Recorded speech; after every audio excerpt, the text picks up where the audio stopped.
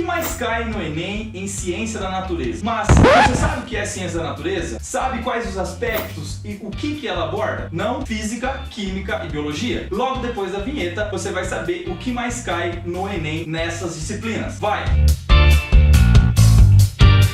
Você que está sentado aí deve estar preocupado com o Enem. Tô bem no Enem.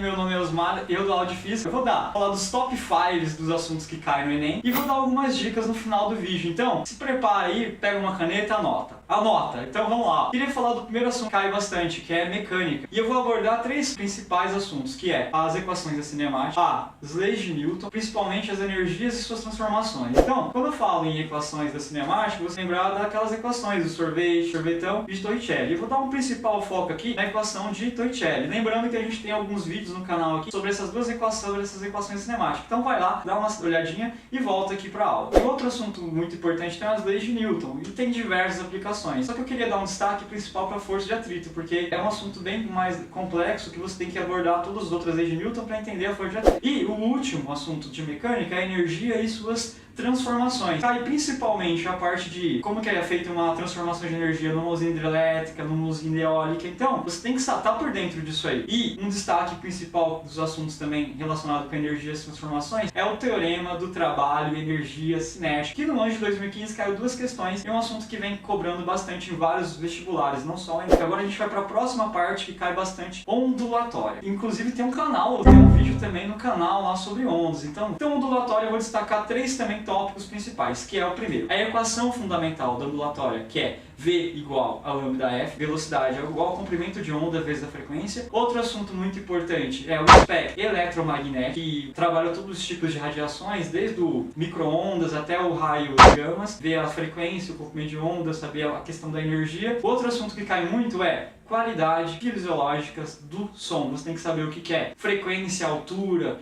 intensidade, amplitude e saber também destacar o que é o timbre, qual que é a diferença, como que eu faço para diferenciar um som do outro? É através do timbre. Então você tem que estar por dentro disso aí. E a última coisa sobre a onda que eu vou destacar que cai muito é fenômenos ondulatórios. Aí tem uma infinidade de fenômenos. Tem refração, reflexão, interferência, ressonância. Você tem que estar sabendo o que é isso aí também. Então, o próximo assunto que eu vou falar agora vai ser sobre eletricidade. Todo ano cai uma questão sobre circuitos residenciais. Então, uma coisa que eu sempre sugiro que a pessoa estude é circuitos residenciais. Então, faz exercícios principalmente sobre consumo de energia elétrica, potência elétrica, como é que faz para calcular uma resistência equivalente à corrente elétrica. Outro tópico muito interessante também é termologia. Em termologia, eu vou dar um destaque principal pelos conceitos de calor latente, calor sensível, coeficiente de dilatação, calor específico, capacidade térmica. Então, esses tópicos você tem que saber, principalmente propagação de calor, que sempre cobra alguma coisa, convecção, irradiação e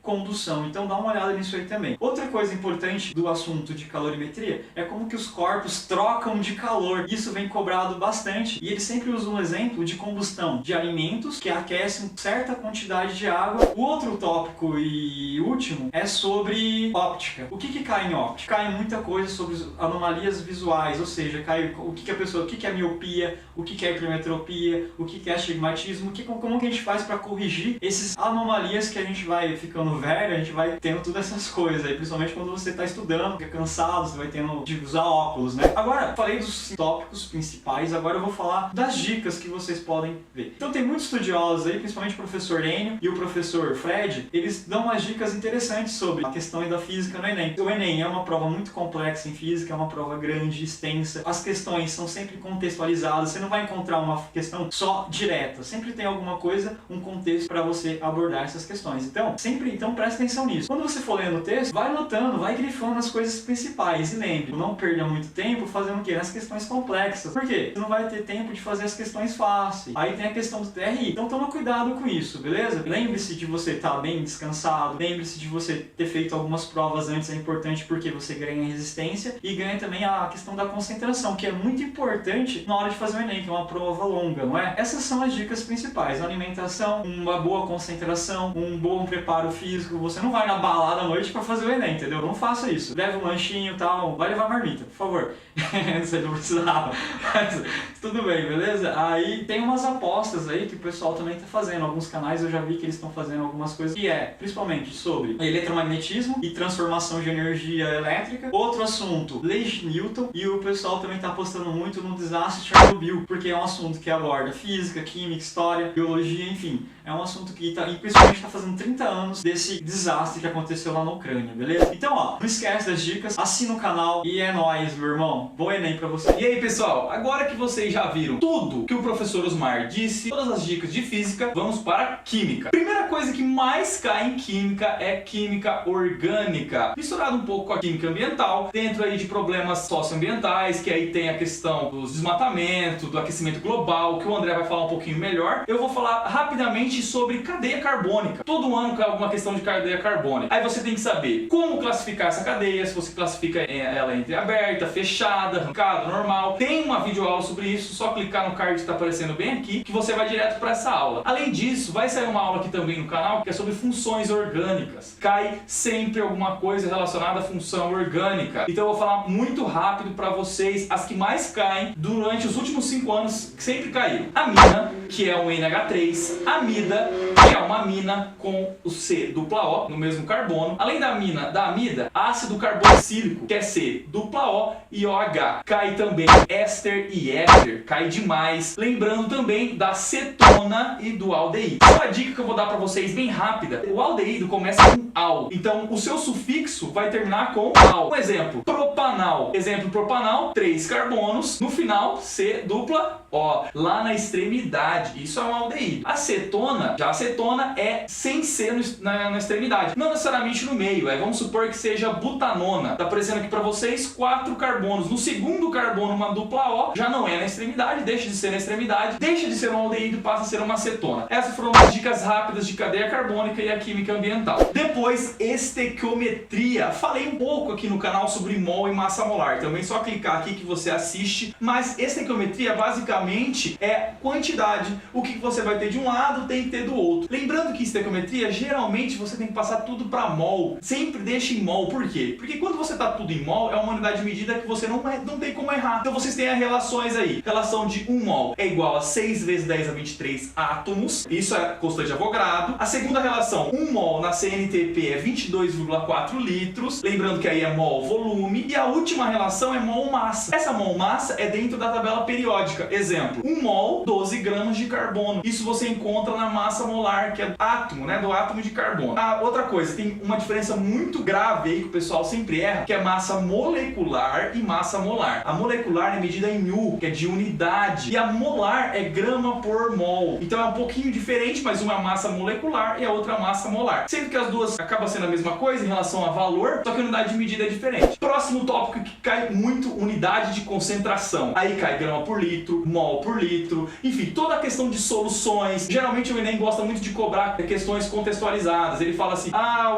um cientista, um laboratório, mediu tantos gramas de ácido sulfúrico, de não sei o que. Então ele vai colocar dentro dessas diluições, vai diluir bastante. Dentro dessas diluições você vai ter unidades de medida da concentração. Depois, eletroquímica, cinética química e termoquímica. Eletroquímica, basicamente, pilha e eletrólise. Então essas equações, as semi-reações, lembra lá do seu professor colocando as semi-reaçõezinhas, dos 2 elétrons e tal. A gente vai fazer essas aulas no canais específicos para isso. Além disso, termoquímica, lembrar de entalpia, pessoal. Lembra de entalpia, sempre cai também. Endotérmico, ΔH maior que 0. Exotérmico, ΔH menor que 0. O exotérmico libera energia pro meio, pro endotérmico absorve energia, tá? Por isso que é positivo, ΔH, e o outro ΔH é negativo. Cinética química, velocidade das reações. Lembrar dos gráficos, tá? Ó, aparecendo um gráfico aqui pra você, ó. Vejam só como que funciona. Vai subir aqui, ó. Isso aqui é energia de ativação. Ó que louco. Sobe, aí você vai até lá em cima, essa é a sua velocidade de reação. Como que você diminui essa velocidade de reação? Você coloca um catalisador. O catalisador, ao invés de ir lá em cima, lembra disso? Que essa energia de ativação é muito alta, ele fica aqui embaixo, diminuindo a sua energia de ativação, fazendo com que essa reação seja mais rápida. E por último, separação de misturas e as reações orgânicas, né? Que entra na química orgânica. Separação de mistura, o que que é? Como que você separa as misturas? Aí tem decantação, filtração, centrifugação, enfim, tudo que você lembrar de separação de mistura. Sempre cai uma de decantação, hein, pessoal? Decantação, lembrando de termos de densidade, tudo que vocês tenham conhecimento prévio. O André vai passar umas dicas para vocês em relação a como proceder isso dentro da questão. Agora, a última dica que eu dou para vocês aqui antes de sair do vídeo é que vocês meditem, relaxem. Agora não tem mais muito tempo para ficar desesperado com a prova tá aí, já foi o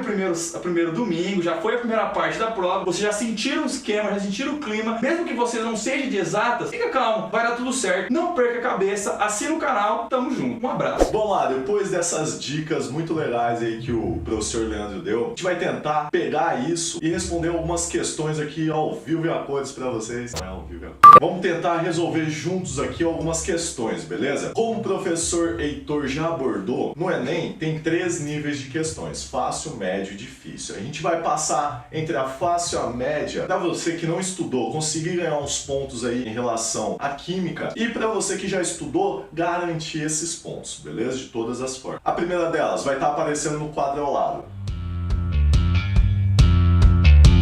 Se eu tivesse falando.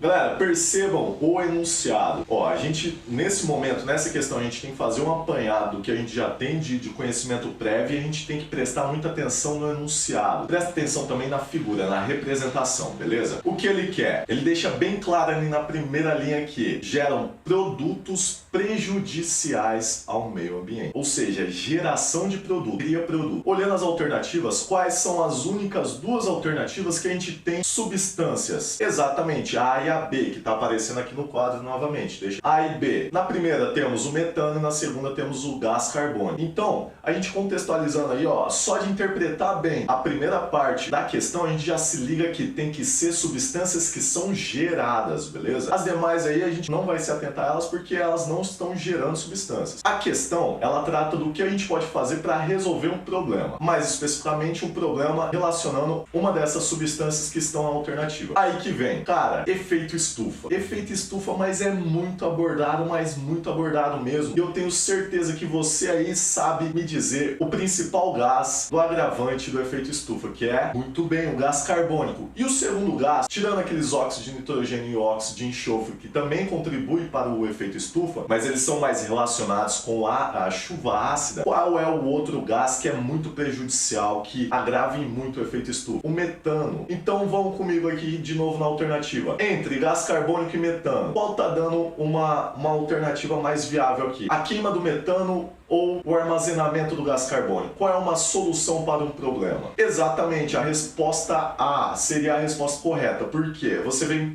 me perguntar, professor, mas a queima do metano não gera gás carbônico? O gás carbônico não é prejudicial ao efeito estufa? É, só que se você ir ali se atualizar, você vai ler diversas notícias em que o metano é 20 vezes mais prejudicial ao efeito estufa do que o gás carbônico. O gás carbônico é prejudicial? É, mas o metano é 20 vezes mais. Então o que acontece? Uma unidade de metano prejudica 20 vezes mais do que uma unidade de gás carbônico. Então é mais fácil você queimar o metano, transformar ele em gás carbônico, porque esse gás carbônico vai prejudicar 20 vezes menos. Não é a melhor solução. É como se você tampasse uma rachadura na parede aí com um silver tape, um band-aid, mas é melhor você gerar o gás carbônico do que gerar o gás metano. Ah, você peidando, você está contribuindo com o efeito estufa sim, amiguinho. Outra coisa, eu falei sobre observar a figura. Observe a figura. Tem um rapaz aí descartando no orifício desse biodigestor um saquinho com dejetos do animal dele. Olhem a figura. Você vai ter o biodigestor. Saindo do biodigestor, você tem um fio indo direto para o poste. Eu quero que vocês me respondam. O que está dentro do poste? Lembra uma lâmpada convencional redonda? Não. Lembra uma lâmpada fluorescente dessas compridas? Também não. Lembra o formato de uma chama. Então, cara, essa é a questão que você ganha ganharia ponto com certeza. Se você interpretasse o desenho, você saberia que está se tratando de uma queima, e se você se ligasse nesse detalhe de efeito estufa, quais são os gases que provocam o efeito estufa, qual é o mais prejudicial ou não, você também já sacaria como resolver essa questão. Então essa questão é um nível fácil, utilizando apenas conhecimento do nosso dia a dia, do nosso cotidiano. Vamos para uma outra questão fácil média, que aborda a química orgânica. O professor Leal já falou que cai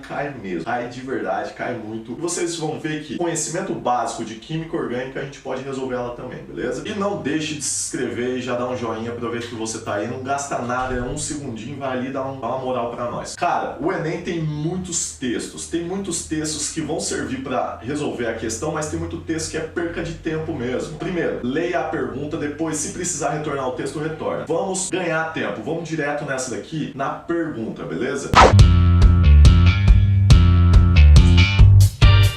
É isso aí, ele pergunta sobre taxa de aquecimento e qual dessas substâncias, qual desses solventes tem a taxa de aquecimento média próxima a zero. O que isso quer dizer? Vamos observar o gráfico. Você vai ter no Y, no eixo Y, temperatura, no eixo X, tempo. O que é taxa de aquecimento? O quão rápido ou não uma coisa vai aquecer em função do tempo, beleza? Então, quanto mais inclinada a reta, maior é a taxa de aquecimento. Quanto menos inclinada a reta, menor é a taxa de aquecimento. Olhando a legenda, qual dessas substâncias tem a menor taxa de aquecimento? Muito bem, o N-equisano. Aí, você fala, não, matei. O equisano tem a menor taxa de aquecimento. É próximo a zero. Vamos lá para as alternativas. Nas alternativas, você se depara apenas com moléculas. Mas, cara, se você tiver o básico de conhecimento em química orgânica, você vai sacar essa. Qual que é a substância equisano? Equisano, olhando apenas para a quantidade de carbono. Met, et, prop, but, pent, ex. Hexano tem 6 carbonos, beleza? An quer dizer que só tem ligação simples. E O é relação à função, é um hidrocarboneto. Deixando de lado essa parte, se a gente for só partir para a parte do número de carbonos, qual é a única molécula entre essas alternativas que tem 6 carbonos? Muito bem, a alternativa E. Então, a alternativa E seria a correta. Perceba então que com o mínimo, com o básico de conhecimento em química orgânica, apenas contando carbono, interpretando a figura, interpretando o gráfico, sem nem ler o textinho inicial, a gente conseguiu resolver essa questão. E aqui a gente já ganhou 2 questões de química onde a galera geralmente pula o caderno, não olha, não lê. Vamos para uma questão. Então, para começar a resolver essa questão, a gente precisa organizar as ideias, beleza? A gente já sacou aqui, estamos falando de substâncias ácidas. Como que a gente faz para neutralizar um ácido? Muito bem, utiliza uma base, beleza? Então, ó, já matou a primeira parte. É uma substância ácida, a gente precisa de uma base. Olhando a tabelinha com 5 substâncias aqui, esqueça o nome, esqueça. Aprenda também o porquê é importante treinar, porque você vai direto nas informações que são realmente necessárias. O nome, a nomenclatura agora não é necessário. Vamos focar em identificar quais dessas substâncias são base, porque a gente precisa de uma base para poder neutralizar um ácido, beleza? Dentre as 5 opções, quais são bases? Isso mesmo, a segunda e a quarta substâncias, beleza? Como que a gente identificou que é base? Percebam que na reação do equilíbrio a gente tem os reagentes e os produtos. Prestem atenção nos produtos. Base é toda aquela substância que vai liberar OH no meio. Então o que a gente tem que procurar é as substâncias que possuem, que liberaram OH menos na solução. E ácidos são aquelas que a gente não quer saber agora, mas que liberam H3 ou mais. Então as que liberam H3 ou mais no meio são ácidas. A gente descarta e nem presta atenção nela. Tem 2 substâncias então que são básicas. Qual é o segundo detalhe aqui importante para a gente tentar descobrir qual é a substância que tem que ser utilizada? Qual delas libera mais base no meio? Aí vem o conhecimento em relação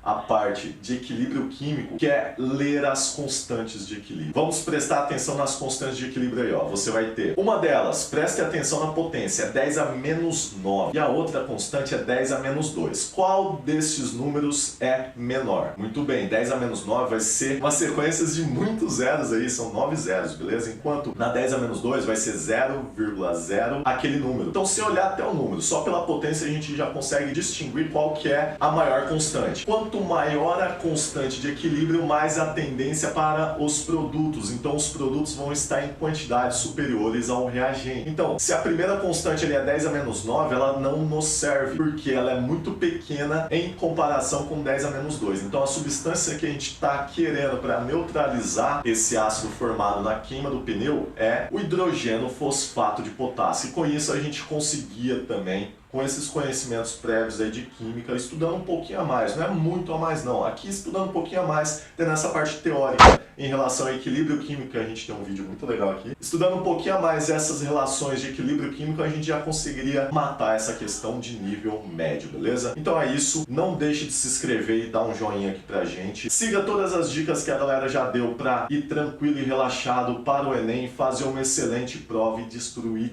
tudo, beleza? E mano, trata de chegar cedo, acampa. Tem a galera que acampa pra chegar no show, acampa. Chega lá cedinho pra não virar meme. Uma boa prova, vá concentrado, vá relaxado, vá determinado e não perca a cabeça.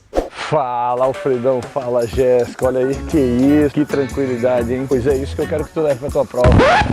Chegou a hora de colocar à prova tudo aquilo que você estudou. Tem que estar tranquilo para isso. E eu sei que passou um ano aí difícil, sangrando. E é isso que eu queria trabalhar contigo hoje. Chegou a hora de tu pegar esse conteúdo que foi desenvolvido ao longo do ano e colocar ali naquele momento. Queria trazer para vocês algumas informações aí que são preciosas aí nesse último momento. Um dos tópicos que mais cai no Enem é sobre ecologia. Ecologia você não pode ir para lá sem saber. Certamente tu trabalhou isso muito bem. Eu tô aqui apenas para te mostrar, poxa, quais os principais conceitos de ecologia que mais caem. Tu tem que lembrar um principal. Eutrofização, por causa de impactos ambientais que isso causa, não é um dos impactos ambientais, então você tem que lembrar lá de eutrofização, e essa eutrofização caracteriza-se principalmente por quê? Pelo acúmulo de matéria orgânica no ambiente, e esse acúmulo de matéria orgânica desencadeia uma série de sucessivos processos ao longo dessa etapa aí, que vai culminar com a morte de um ambiente aquático, praticamente a ausência de vida lá, acúmulo de bactérias, principalmente anaeróbicas, tem que lembrar disso aí. Segundo tópico sobre ecologia que eu queria falar são as relações ecológicas. Você deve lembrar que existem relações harmônicas e relações desarmônicas. Não esquece disso. Harmônicas são aquelas que são beneficiadas. Existe um indivíduo que é beneficiado. Você não pode esquecer que na harmônica, pelo menos um é beneficiado. Enquanto que na desarmônica, ao menos um vai ser prejudicado. Fechado? Vem cá, filhão. Dá um recado pra esse povo aqui. Fala assim, pessoal, boa prova. Fala assim, pessoal, boa prova.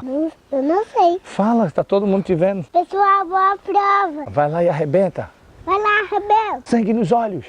Chega nos olhos. Outra característica que eu quero que você entenda aí são as relações intraespecíficas e interespecíficas. Intraespecífica é aquelas que ocorrem dentro de organismos das mesmas espécies, né? E interespecíficas, espécies diferentes. Outro ponto que eu gostaria que você desse uma lembrada é sobre cadeia alimentar, teia alimentar, que são questões aí clássicas também, beleza? Não esquece isso não. Outro ponto dentro de biologia que eu gostaria que você desse uma lembrada é a genética. Só que genética mendeliana, quando cai, é muito tranquilo, mas eu queria que você desse uma atenção à genética molecular. O Enem cobra isso como genética. Nós trabalhamos muito isso em bioquímica. Vai cair lá aquela questão sobre transgenia, sobre melhoramento genético, enzimas de restrição, então fica atento nisso aí também. Outro ponto que eu gostaria que você desse uma olhada é a fisiologia animal. Fisiologia animal, embora vasta, embora ampla, tem pontos aí específicos de cada sistema. Então dá uma olhada lá, por exemplo, sistema digestório, as enzimas, os pHs dos ambientes onde ela vai atuar, beleza? Fica atento nisso aí. Outro ponto e o último que eu queria que você tivesse uma atenção é sobre evolução. Em evolução, eu queria que você desse uma lida lá sobre Lamarck, sobre Darwin. Lamarck e Darwin foram os principais aí cientistas evolucionistas. Lei do uso e desuso e transferência dos caracteres adquiridos em relação a Lamarck. E a seleção natural, os tipos de seleção também, que é muito importante para que a gente tenha um bom desenvolvimento nessa prova. Galera, no mais, eu sei que vocês vão arrebentar e eu sei que vocês estão preparados para isso. Valeu? Tamo junto e até uma próxima. Arrebenta lá, garoto!